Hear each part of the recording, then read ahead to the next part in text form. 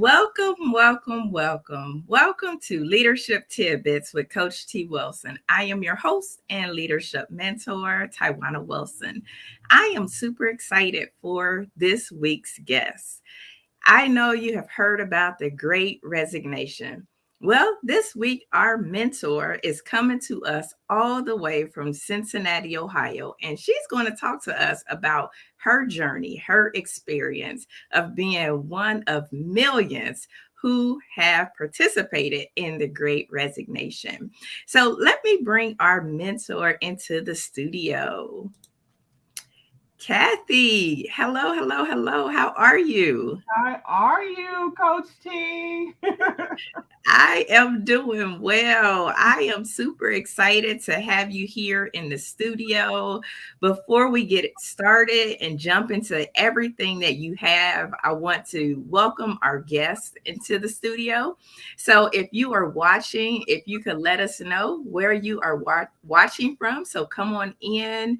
Let us know your name, where you're coming in from, so that we can welcome you in properly.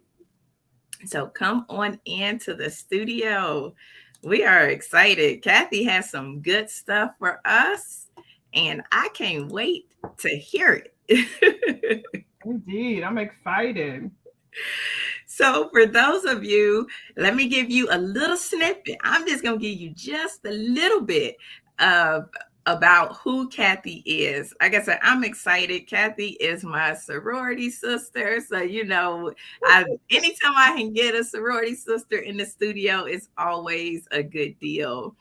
But Kathy is a 26-year former principal and veteran educator who now leads and owns SBSC Consultants, an agency focused on leadership and culture development for organizations in both the business and education sectors.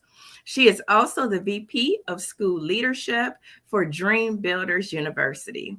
She is also a transformation coach for executive women with Vision Finders International. And again, I'm just giving you a snippet because I know Kathy is going to cover more about herself. And so, Kathy, I will let you kind of take it away, but thank you so much for being here and sharing with all of our viewers and listeners who might be listening to this on the replay. Oh, thank you so much for having me. I am so excited to be here with you, my soror, tonight to share with you just some tidbits that I've learned through my journey around leadership and especially through this weird time that we're having right now with the Great Resignation. I'm super excited to talk to you about what I've learned as part of that, the ups, the downs, the stumbles and the wins that I've had along the way. So I'm excited to get started. Okay, that's awesome. Well, I will let you take it away. Okay. So again, thank you so much to Coach Tawana Wilson for having me today. I'm super excited to talk to you about my journey. Um, I, I, um, I'll reiterate the fact that I was a 26-year veteran of Cincinnati, in Cincinnati as an educator, 8-year veteran principal. And I got to the point in my life and in my career where I was feeling just kind of lost and not necessarily satisfied with where I was. And I think it had a lot to do with what was going on in the world as far as the pandemic, what was happening in terms of the social unrest that was happening in our communities. So this conversation is about that journey and what happened and what I learned in that space. Uh, oh, thanks. I was trying to figure out where to advance the slide. So, just some additional background. In college, I was a microbiology major, which is cool because I know that Coach T is an amazing lab professional, and so I thought at first, and during the first part of my life, that I was going to be someone that also worked in labs for the rest of my life, and hopefully come up with some magical cures for some things that were going around. And I thought that's what I wanted to do. And eventually, though, after working in labs in college and for several years after college, decided to transition into education. It was there where I really found my passion. I was excited to work with young people. I've always been a high school teacher, chemistry, physics, biology, all the sciences. I ran a lot of after school clubs, did STEM things, built robots with kids. But it was all very fulfilling work for me for a lot of years, 26 years for to be exact. But the last 8 of which I had transitioned into leadership. I was a teacher leader for about, I want to say, 14 years. And I transitioned into a teacher leadership role, became like an instructional coach at the district level, and was doing all kinds of cool things in different buildings, helping to elevate the scores of young people in science, get them engaged in a deeper level. And then I was lucky enough to get started as part of a team that was launching a STEM school in Cincinnati. Eventually, I became the principal there, and was the happiest, most proud, most excited I had ever been in my career. I won a lot of things as principal. I've got a lot of accolades. What you see on the screen is from my visit to the Obama White House. I was invited to the Obama White House. I was hanging out with MC Hammer. That's who that is in the picture, which is kind of weird, right? But he was there at this summit around next generation high schools. I was hobnobbing with people in power regarding what was happening with schools and in education, and I was really, really excited to be a part of that conversation. Um, in addition to that, I was continuing my journey of self development. So I was reaching out and doing courses with Harvard. I did some stuff around improving schools and the art of leadership there. I won a few awards. One was the NAACP Freedom Fund dinner award winner for education. I was just moving along through life, like picking up accolades, picking up things, just adding more to my plate, continuing to just feel like I needed to do more.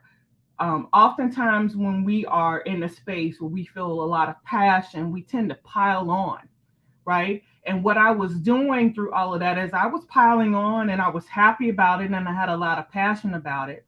But what I didn't know was how I was going to keep all the plates spinning while you know I always envision myself riding a unicycle, right? And spinning plates and then, like, bouncing the ball at the same time, right? Trying to make sure that nothing falls, keeping everything moving, everything in my home, everything with my family, everything with work, everything with my friends, all of those things, keeping all of those things moving seamlessly, right? Without really paying a lot of attention to my own personal self. I definitely was seeking out like these types of things that you see on the screen, working with Chopra Global and having being seen on Good Morning America. All of those things were just kind of like par for the course and the next thing to add on. But I wasn't being super careful about my own wellness.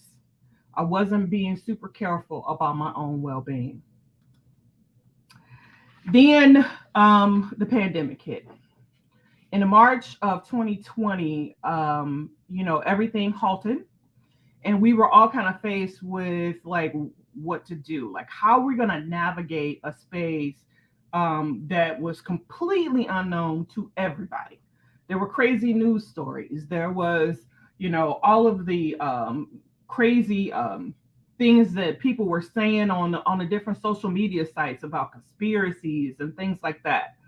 Well, in reality, being a leader of a building, I felt a lot of emotion because, one, I wasn't seeing children every day. I wasn't seeing young people. I wasn't able to ensure that they were receiving a quality education. I wasn't able to ensure that my teachers were okay, that, I didn't, we just didn't know what was going on with COVID. And there was a lot of just things that weren't known even at the district and the state level and the federal level about what we could do to kind of navigate through this. And so for the first time in my career, I did not know what to do. I remember being really sad. I remember being very despondent. I remember faking it. That like if I'm in a conversation, a Zoom meeting, of course, with staff or anyone else, trying to be someone that was continuing to elevate the energy so that people wouldn't be sad or despondent or so that they felt like someone had a handle on what was actually happening and that they could continue to lean on me in my leadership role to ensure some sense of normalcy. But in fact, I did not feel normal at all. I remember praying, I remember crying, I remember just being really sad. I show you this picture because I even though I was trying to take pictures of myself, I was really really sad, and I was using filters to try to make it look like I was happier than I was. But I think even in this photo you can see how much stress was in my face, how much sadness and real fear I was experiencing. The pandemic really served as a gut check for me, right? It made me question, like, what was it all about? Like, what were we really doing with our in the education system? What were we really doing? What was I really choosing to do with my time? Because it was just a difficult time to try to navigate through when I had never purposely ever paid attention to myself in that way before. So during that time, I decided to go really inward, right? To be very intentional about um, trying to refocus and figure out exactly what was next for me. Was I going to continue in the education space? Was I going to continue my leadership journey? Was I going to try to do other roles that would take me into the next level of district leadership? What was I going to do? I really needed to think about that because again, I had just grown so despondent. I had just grown so dissatisfied. And again, I was still leaving myself out of the equation and just considering what I would do instead of how I would be. And so when I started to have a deeper conversation with myself, and I started to pray a lot and really ask, God, send me a sign, right? We all, when we get in those spaces, we call on God a lot and we say, hey, we just need you to send us a sign. And it's not like, God is doing magic tricks and he's just, zapping things in your space. It's really a journey, right? And so I did a lot of reflection. I did a lot of journaling. I did a lot of just really trying to center myself and focus myself really for what felt like the very first time ever in my life that I took an extended amount of time and was very intentional about how I looked at my life, how I managed my world, how I managed my relationships, how I managed how I wanted to show up in the world. Now, little did I know, while I was having this whole episode in my head about what was going to happen next for me, millions of other people were doing likewise. I didn't know until after I had made a decision to leave my work and to do something that was still in education, but not in the way that I had done it before. I had no idea that I was in the middle of the Great Resignation. What you see on the screen are just some numbers that I was able to pull to even today about the number of individuals who are really considering changing their jobs in 2021. The pandemic for sure, and the social unrest and all of the things that went along with all of those things, the George Floyd issues and all of those things that kind of came along, just really had everyone, including me, checking our barometers for what kind of life we wanted to live, how we again want to show up in those spaces, how do we want to create something different for our world and for the people around us. So if I look at this chart and I look at like which one of these parts of the pie chart do I fit in? There's a little bit of me in all of those. I did want better compensation. I did want better work-life balance. I did want more recognition for the work that I was doing, and I did want a better culture around what was happening with me. So all of these things are things I would have easily checked off of on if there were a box given to me, a set of boxes given to me when I was actually thinking about what might be happening next for me in my life. And again, I didn't know that so many people were also being um, led in that direction to make some big shifts in their life. So what did I do? Well, I had to give myself permission, right? One of the things that you do in leadership is you kind of create safe spaces for the people that you work with, the people that work for you, with you. Um, you want to create a safe space so they're able to be their best selves, where they're, when they're at work, when they're doing the big things that you're asking them to do. For me, when they're in front of young people who need the best educators to show up and be present for them. So I wanted to, create a safe space in my head for me to also have that level of freedom. So I have it as number two, but it's the number one thing I did. I got a coach. I had not considered ever getting a leadership coach, executive coach, a transformation coach at all in my life. I had been lucky enough to have great mentors in the education space who kind of shepherded me through the different steps that I took as I made my route from teacher to principal, and all of those things that went along with that.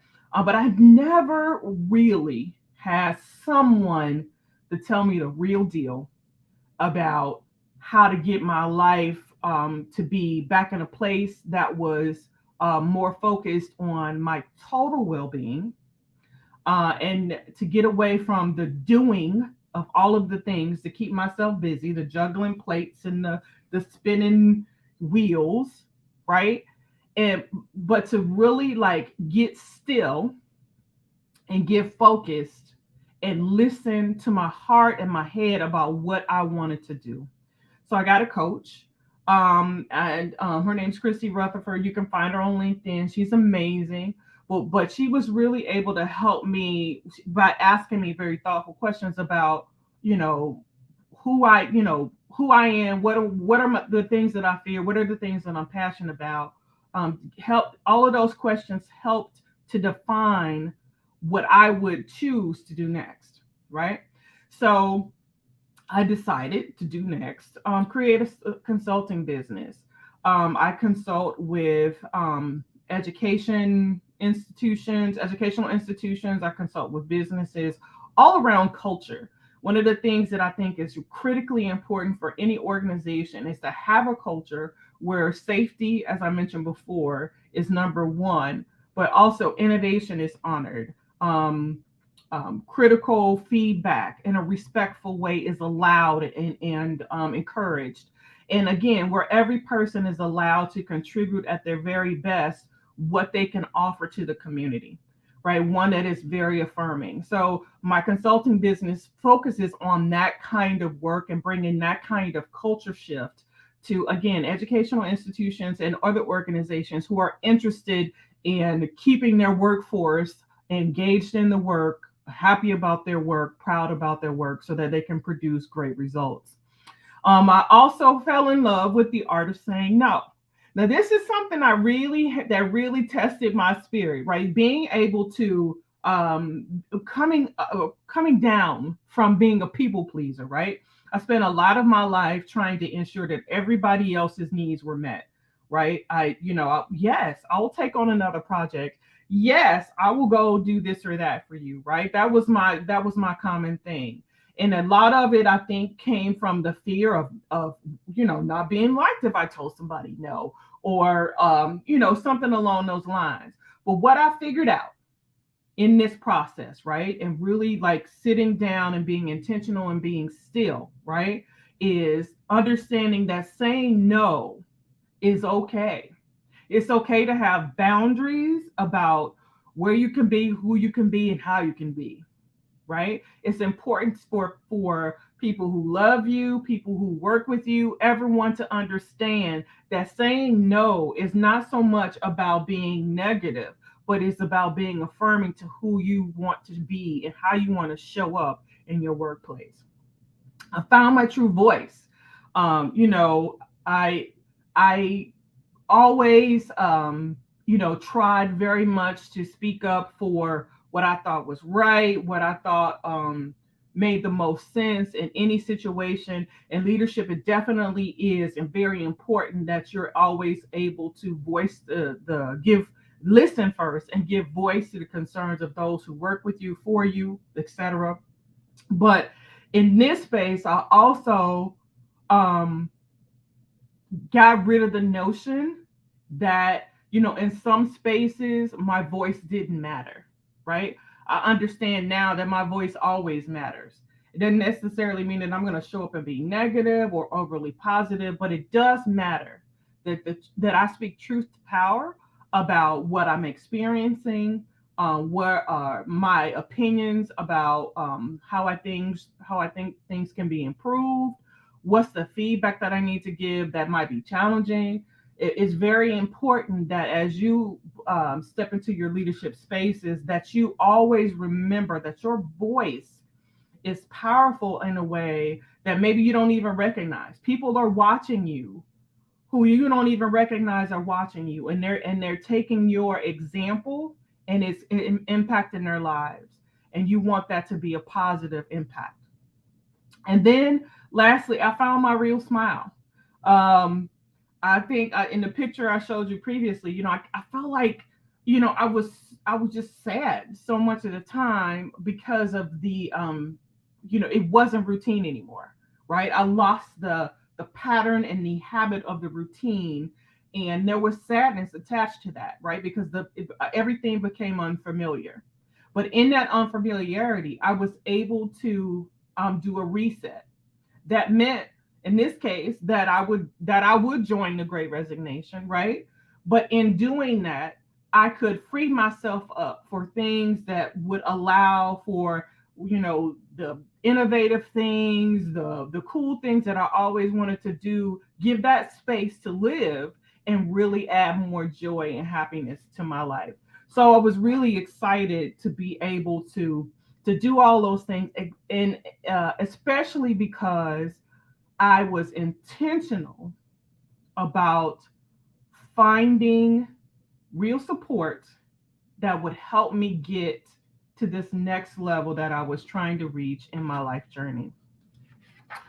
So, now, here I am, right? 18 months later, right? I actually resigned my job in June of this year, the end of June this year. 26 years in. People thought I was absolutely bananas, right? Because in our system, you do 30 years and then you can get a retirement check. Well, here's the real truth. Even when I have 30 years in, technically I would not have met the minimum requirements to get, full retirement. I wouldn't have been of age, and I wouldn't have had, I wouldn't have been at the right age to get that. So I would have had to work another 9 to 10 years in order to do that. So I did a cost benefit analysis on whether, I was going to gain so much more by hanging on and continuing to be not my best self, to not have the same passions that I had before about doing the work, and against choosing something that was definitely a road that would be more fulfilling for me, that would allow me more free time, that would allow me to be much more intentional about my well-being, being more focused on getting her together, the me together, that would then be able to show up better in the lives of my friends, my family, and all of those places where, it really matters that I show up in my full self, ready to support and do the work that we need to get done. So I'm no longer sad. I'm really thriving, and I made a choice that is not. I didn't think it was that common, but now that I see the numbers for the Great Resignation, I am seeing that there are millions of people who have chosen to do much of the same things that I've chosen to do. There are so many people who have resigned for different reasons, but they're creating their own new spaces. So, like Coach Tawana said, I have started a new business. So I have my own consulting company. I also am a vice president of another organization that is doing work also in schools. I'm also the co-owner of Cincinnati Urban Box, which is a brand new box company that I started with one of our other sorors. So, I've been able to um, go into spaces and do things that I never would have had the time or the freedom or even the inclination to do had I stayed in my previous role. So it was really about me um, and everyone else really coming to this place where we had to really pause our lives and being forced to reevaluate all of the choices that we've made, all of the things that we thought were true that weren't necessarily true, and to really find a new truth for us and a new way forward, and to really be okay with it not looking the way that it did previously. So I gave up all of the fight that I had to pretend that that everything that I was doing was so fulfilling and this is all I ever wanted to do, and all of that. And I really allowed myself to be more in a space where I actualized my real feelings, my real thoughts, where I was allowing myself to dream bigger, where I was able to use all of the talents that I have, all of the things that God has given to me to leverage all of those things and step into new spaces and be confident, be aware of how I'm showing up, and being more fully happy and more healed and more full of joy. So I would just encourage you, as you think about where you are on your leadership journey, to to always be introspective about what is happening with you. If hopefully none of you will ever experience the kind of disconnectedness and just like confusion that we all experienced at the start of the pandemic. I know we're still, in the pandemic. I get that, but we definitely not at the same place as when we started. But my hope is that hopefully, as you figure out your next step in your leadership space, that you will allow yourself to choose you first, right? Allow yourself the time and the space and the energy to be introspective. Keep a journal, meditate, find new hidden talents. That I started uh roller skating and I tried skiing, right? I've been trying so many new things, right? Because I wanted to before. I just never made time for those things, right? But it's just because I was trying to people please and trying to, do what the checklist of items that it says we needed to do in order to be effective leaders. And in that, again, I lost a part of the thing that made me uniquely me. So I would just encourage you to be very introspective. Again, journal, meditate, find your coach, if that is what will help to move your thought process and help you decide what is next for you in your leadership journey. And that's all that I have right now, Coach T. That that was awesome, Kathy. I absolutely love that because you're right. I mean, if the pandemic it taught us that yeah, we need to think about ourselves and think about what's really important to us. So we do have a few guests in the audience, so I want to make sure that I uh, introduce them. So we have Dwellin. Hopefully, I've said your name right. We are connected. Dwellin is doing some awesome things. He's out of Phoenix, Arizona, and he's with an organization called Kidney Trails, where they support people that are on the journey with kidney disease. So they do podcasts, they do all kind of education and all kind of great things. So if you're looking for podcasts, make sure you check them out, Kidney Trails. I know they're getting ready for a conference that's coming up in 2022. So when people are stepping out of their box and trying to do great things, we should make sure that we support them. So thank you for tuning in tonight. Definitely appreciate that. We have Candace. She is here in Cincinnati, Ohio. Uh-oh. Yes, dwell in. Okay. I wanted to make sure that I had it right. Dwell in. Mhm. Oh, Candace said that was incredible. Thank you for your transparency. Because you're right. You know, were a longtime educator, and Kathy had tremendous impact and still does. When you are a principal and you have our children and you have that stress, so to be able to see you smile again and be able to see you live and go skiing and everything, that is awesome. Because you're right, so many people are doing things that they don't want to do, and they're sitting on dreams and hopes and, you know, for more time. And like you, I learned that if nothing else, the pandemic taught me that tomorrow is not promised. So early in the pandemic, I unfortunately lost my best friend and college roommate unexpectedly. She was here one day and the next day she wasn't. And she was 39 years old and she had tons of dreams. And so, and I'm sure other people probably had similar experiences, but it definitely gave new perspective to, you know, you got talents, you got dreams, you got skills that you're sitting on. I agree. I think so much of especially um, when you think about women in the workplace, like we're told so many things about, you know, what how we're supposed to show up. Like it's almost like this checklist.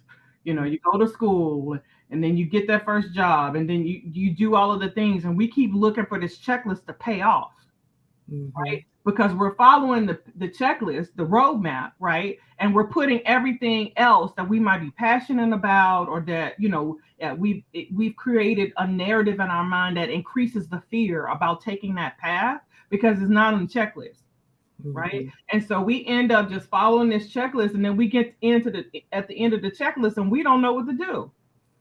Like you got the bachelor's, then you got this, and then you got this, and you got the master's, and you might even get all the way up to the PhD level, and all of the things, right? And you're expecting people to see you in the workplace and just automatically, know that you're the right person for the next level of work, and it doesn't always work that way, right? And you can and a lot of times that leads to even more stress, right? Because you think, well, maybe if I had done one more project, or maybe if I had done, hadn't taken that time off, right? And we end up beating ourselves up because Mm-hmm. we think we have to show up for all of these other people except ourselves.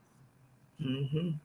And learning how to show up for yourself is the greatest gift that I ever learned. And again, it was precipitated by the pandemic. I never would have taken the opportunity just to sit down and get real about what I wanted to have going on in my life. Why? Because I was anesthetized at some level, right? I've got a six-figure job. I'm important, and all of these different things. But there just was that level of being that I was not fully experiencing, that I had to get to, and I had to find her, and let her be free so that I could then be more fully myself.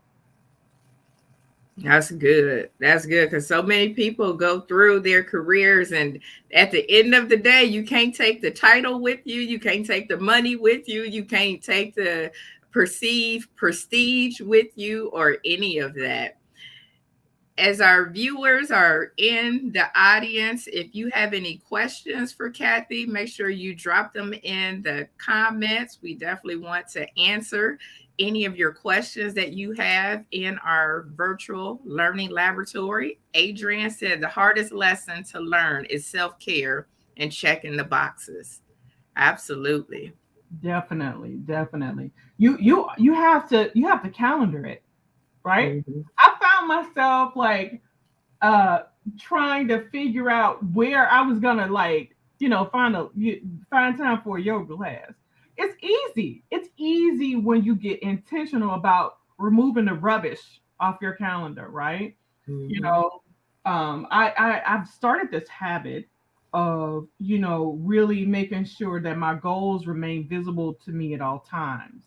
And I ask myself fairly routinely as I look at my board, and I got sticky notes everywhere, right? About reminding myself around what I promised myself I would do. I ask myself, if I see the goal there, and what I'm doing today, or what I have on my calendar for tomorrow, or through next Friday, are Mhm. any of those things going to get me closer to what I have on that goal on that paper? And if it is not, then why am I doing it? That's And good. and that includes, all of the things that I want to do career, and then just like personal, drink more water, and everything. You have to really be super intentional about creating checkpoints for yourself and keeping yourself accountable to what you said you would do. Absolutely. So I know sometimes as people evolve and they move into a different space in their life, sometimes the people that's currently in their life are not with it. They're like, who are you, lady? Like, what do you think you are doing? Did you find it difficult to choose you, to be able to, you know, choose you and be fully committed to that with where you were and the support system that you had? Because sometimes, and I'm not talking about just family, I'm talking about the people that's in your life, period. Because sometimes as we change and for the better, that sometimes people are not as supportive as you think they would be. So talk a little bit about that, because it could be some people that are in their careers and they really want to make a change, but they are fearful of not having that support. A fear is a bad mama jamma, right? You know, that's what my mother used to call it, right? But it's a big hairy thing, right? You're not following the script when you choose to take the road less traveled. And there's comfort, and there's affirmation in following the script, right? Because you get sick days, and you get vacation days, and there's a magical retirement date, and you know what I mean, there's things that take you along the journey that you're always looking forward to, right? But during the steps in the journey may be actually sucking life away from you because you're not really doing all of the things that you would like to do. And I don't want to say that anybody was negative to me about my choice, but they definitely had questions, right? Like, Mhm. how could you be so bold as to make that choice, right? How could you leave the safety and the security of what will pay off, in terms of like retirement and all of those other things? This is going to pay. Why would you ever leave this? And I had to remember that our deepest fear is not that we are inadequate. Our deepest fear is that we are powerful beyond measure. And when I remembered that, it was no longer a question of fearing what I know, fearing what the unknown. The fear is that I was playing small, and I could do bigger things, and not that what I was doing was necessarily small, but it wasn't fully bringing me life anymore. It wasn't fully making me excited. It wasn't fully like playing into my passions and making me feel like I was being my best me. So when I talked to my friends about it, when I talked to my husband about it, when I shared it with my family, I'm lucky enough to have an incredible group of people around me, even at my in my former workspace, who trusted my decision. They know that if Kathy is like at this point, it must be really real for her and something that I actually needed to do. My husband was always has always been incredible, but he was definitely the first person I went to with like this kooky idea, right? Don't leave my job, right? But he was like, you know best what's gonna make you happy. And so when you have friends and family and even coworkers and former supervisors and all of those people who understand that happiness is a commodity that everybody should own, that everybody should be able to have command over in their space. It just was easy. It just was easy. I definitely was sad. I definitely like questioned my like, am I crazy? I must have had that conversation 50 million times with myself, right? But the I will say that prayer and again all of the things I talked about before, really getting serious about uh, being introspective and considering how you feel and what you know and what you will be able to do. And also, I was able to network. Over the years that I've been in this work, I've been able to connect with amazing, amazing people. So it was a little less fearful because I knew that I had a network of people who could also help me figure out this next leg of my journey should I need that help. Awesome. So, here at Leadership Tidbits, we're always about empowering the next generation of leaders and giving people tips, not just so that they can be uh, and do well in their professional life, but so that they can excel in their personal life as well. And so, when you look back over your life, what would you have told your younger self? Because we have some people that watch this show that are newer into their careers and they're trying to figure it out and they're checking every box. So, what advice would you give to your younger self so that they would be more fulfilled personally and professionally? That's a really good question. I think the first thing I would tell my younger self is that I don't have to shrink to fit. That it's okay to be who I am fully in any space that I'm in, right? That doesn't mean that I'm, overly like, boisterous or doing, dubious things, but that it's okay to have ideas and to share them and to be confident in what I know and share that with others because, I had to have something to say. I think a lot of us when we're early, early 20s and, even into our 30s, sometimes feel as if the older supervisors, workers, etc., are the ones with all of the answers. But really, what I've learned is now that I'm an older worker, is that we're looking for the ideas and the innovation that comes from cool, fresh minds, that are thinking about iterations that will impact and make things better. And they may be challenging for us to receive, because we like doing things the way we like to do them, right? But it's just so powerful when you know that you have a space where you can share those ideas and not be pushed down into a corner and told that your opinions don't matter.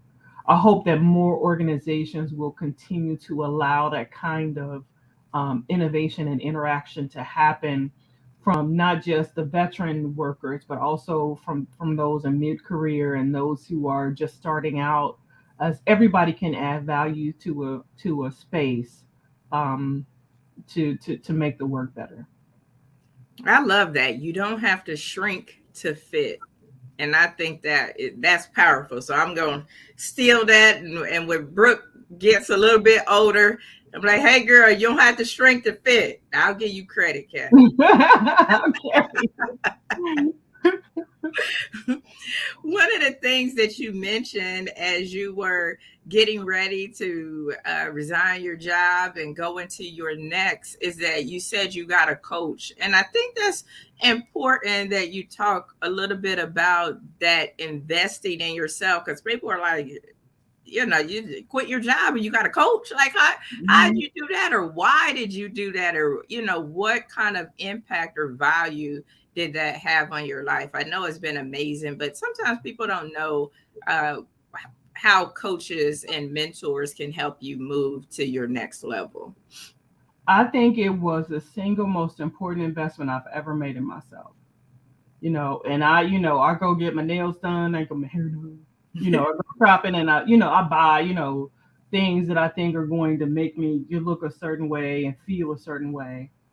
But when you get serious, right, and you are at a crossroads in your life like I was, you need a voice that has skin in the game in a different way, right?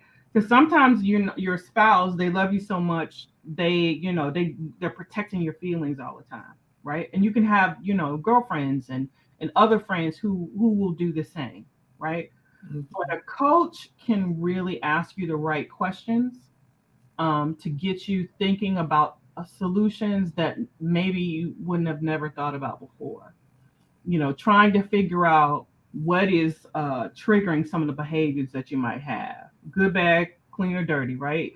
But just getting you to be more knowledgeable about how you are actually processing, and why those things have been recurrent in your life, and why it is necessary for you to reconsider those and go a different route. um, I mentioned my coach, Chrissy Rutherford. She's amazing. But one of the things that she really pushed me to think about is like why I was settling, right? Not that the work that I was doing wasn't again fulfilling at that time. It wasn't, it was definitely paying at the time, but not actually uh, hitting the financial number, right, that I really could be making based on what I know and able to do, and able to, through the network of people that I have, I should be able to leverage and get much more higher compensation. And so that was also like another thing. I'm like, wait a minute, I could be making more money. Let's go, right? And so, so you need oftentimes to be pushed to consider alternatives that you blocked out before, because again, you're checking boxes and you see it only as this particular way, and this is how it's been done, and allowing yourself to be the one that is innovating on your own life, allowing yourself to be an iteration of who you were. That is how my coach showed up in my life and was able to push me. She certainly didn't push me to quit my job. That was just me.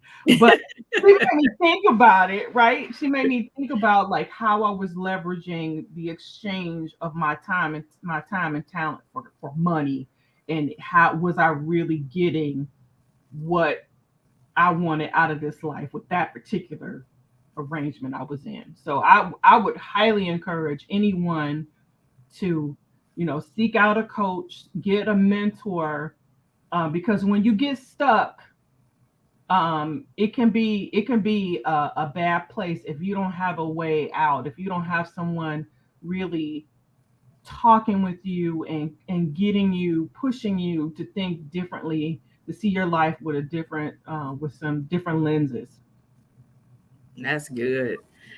So, Kathy, like I told you before we started, the time will go by really, really fast. I can't So, believe so how can the viewers get and stay connected with you? Because you probably said, I mean, you dropped a lot of gems tonight. And so there are probably people that are watching this live or will watch or listen to the replay because we also have this on every podcast platform that's out there. So they may be hearing it. And they said, you know what? She had courage. She had heart. She had resilience. I need to get connected with her. So how can they do that? Oh, for sure. I would love that. You can follow me on Twitter at Kathy with a K, Kathy D Wright, and the number 2 at Twitter. You can follow me on Instagram at K. My maiden name is weird. Thigpen Wright, Thigpen Wright, on Instagram, and then I'm on Facebook at Kathy D Thigpen Wright, and you should be able to find me. Awesome. And so we'll put your contact information in the chat so that people can get and stay connected with you. Kathy, this was so much fun. I'm so excited that you came into the studio. I mean, you gave me information I definitely did not know. I did not know that you were a girl that loved science and had a microbiology background. Yeah. And you gave so much great information that I think is really crucial and pivotal to our professionals that are working today and thinking about it. They're like, I'm on this hamster's wheel and I know that I enjoy what I do, but I know there's more. And so listening to your story could just have been that more that somebody needs. So thank you so much for coming into the learning laboratory with us. Thank you so much for having me. I really appreciate it. I hope that that what I shared is valuable, and I am really again really happy and proud to have been with you, Coach Tawana Wilson. I think you're amazing, and I think your podcast is amazing, and I appreciate everybody that came and watched and added questions tonight. So thank you so much for having me. Thank you. And viewers, why don't you do us a favor and drop in the chat your takeaways from tonight's show and if it will cause you to think differently or do something differently. We're all about having that tidbit. So before we close out the show, Kathy, what is your one tidbit that you would like to leave the viewers with? We're all about giving them something practical so that they can go ahead and start to put that into place right away. So what's the one tidbit that you would leave our viewers with? So my favorite quote, okay? You are a child of God. Your playing small does not serve the world. Well, all right. Y'all hear that? You got to stop playing small. If you are playing small, it is not serving the world. Somebody is waiting for you to show up. Amen. As well as said, I've learned to serve more purpose with passion. I love it. Right. And I want to make sure that I give one more shout out to them for their virtual summit. For those that are watching or listening to this, it'll be April 27th and 28th, 2022. And you can get connected with them over on kidneytrails.com. And Candace said, find her and let her be free. Thank you so much. Yeah, that's what I'm saying. Find her because some of these girls and guys are lost in the sauce. So, yes. Mm-hmm. So thank you, everybody, for tuning in to this episode of Leadership Tidbits with Coach T. Wilson. I had an awesome mentor in the studio with us, Kathy Wright. So make sure that you share this podcast, this video show out with your audience so that they too can get tuned in and go to their next. So thank you so much. Tune in next Tuesday where we will have another amazing mentor. And until next time, my friends, have an amazing week. Thank you.